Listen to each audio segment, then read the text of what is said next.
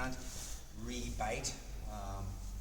It's just a reaction. Their hand will push the knee to try and stop you filling that space. So now we know it doesn't matter when Carl wins that underhook.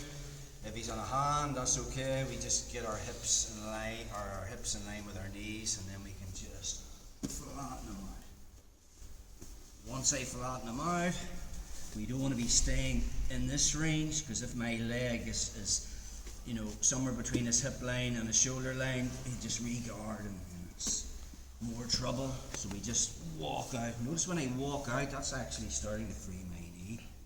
So create a lot of space. Then heel toe, heel toe, heel toe. Start to use that frame, and until I turn my knee down, my frame my wedge is monitoring my knee until he pushes on my knee. Option one from here is I can just pluck it, right, and re-pummel, or he pushes. Sometimes he has his elbow tight here. It's difficult to pummel, but there'll always be space at the wrist. And again, I'm not going to the armpit on this. I'm going to the elbow, and then I'll walk this up. Options to mount from here, we'll cover that next time. But if we are going to the knee slice, just a few years where not just getting it. My head comes to this side, and I'll control his arm, and then I tripod up. Okay. The second I tripod up, even if Carl has got another bite on my leg again, he's went high, sometimes I'll shake just to get him below my knee, and then I turn my hip, and I put my hip on his hip, stay tight. So if I stay with my head on this side, the minute I bring this foot in to try and free my leg bridge into me, I've lost the position because I have no base. So when I'm here and I go hip to hip, before I start to free this, we want to bring our head back over again. So he's carrying my weight. That makes sense? And then from there, I'm not worried even about, I can put this hand on the mat to start to push. I don't really need to be holding this. So then from there, I can push. And then I just super chill. There is a submission that we can hit from here as well.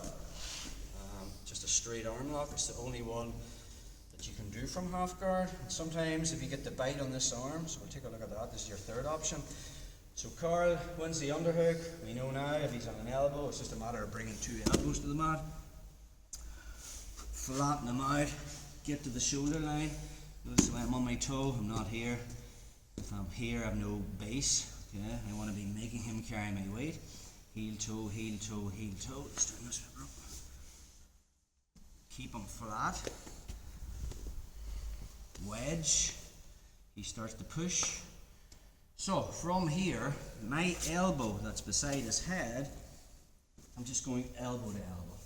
Before I do that, I'm going to make a C grip just to hold his wrist in place, and then I just get that bite. So I bring my elbow to Carl's elbow. The problem is now, if I keep a C grip and I push down, Carl's escape is just to bring his arm above his head. I have no real control over, when I'm here, he can just basically bring his arm this way. So the detail is we need to switch to a monkey grip. Anytime I have this with a C grip on his hand, and even if I do get hand to hand, let me get hand to hand. Even with that, he can straighten that up and bring it back. So we switch to the monkey grip here, and then I lock it on. So if he tries to straighten from there, and even if I have attacked as in a straight arm lock, and attacking from this position with a monkey grip, he tries to bring it above his head, it's just not going to happen. The problem with this lock is though, let's turn this right up, which is why a lot of people can't get it, is when I lock it on from here, Carl's arm's quite close to the mat, his fist, and if he actually gets his fist to the mat and I'm trying to hyperextend into the mat, you don't get it. So Henry Akins' detail is bring your elbows back to your body. Okay? I don't keep them locked out straight. I stand the ball of the foot. Notice I'm still in half guard top. Okay? So from there with that monkey grip, and I've got my arm under his elbow. I don't straighten my arms, which a lot of people do, because then you're pushing his fist into the mat. There's no space, there's no room to hit this straight arm lock. So the detail is, bring your elbows back to your body. If you've it on tight, you don't really even need to do that. Just release it a wee bit there. So I'm bringing my elbows back. So let's take a look at that again. So you have three options to this move. So again, lift my hips, drop down, drop them out. Let's turn this around. Again, from that position, take your time walking that out. Lift your elbow off the mat, so he's carrying all my weight. Okay. If I feel him starting to straighten out, yeah, I'll put my elbow on the mat, flatten him out, and then I'll take my elbow off the mat. So just cook him from this position. Heel toe, heel toe, heel toe. Wedge to free the knee, but keep it covered until you turn your knee down. The minute he pushes option one, we can just pluck it and re-pummel. Options from that position is I'll walk his elbow towards his headline and I'll start to mount. We'll look at that next time. Option two, especially if the elbow's tight, we can enter at the wrist. Go to the elbow, and then I move my head to the other side and control his far tricep. Just tripod up. If Carla's high, a lot of players, the minute they tripod up, he'll jump high above my knee line again. So sometimes I'll just shake, turn my hip, stay tight. So I'm hip to hip, but to free my leg, I need to put my weight back on, Carl. My weight's over the mat at the minute. So I'll bring my head back over. I can even post this hand. All I need to do is free my leg. So top leg, bottom leg, kick through. Super chill.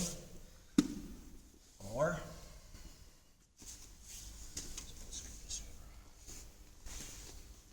so,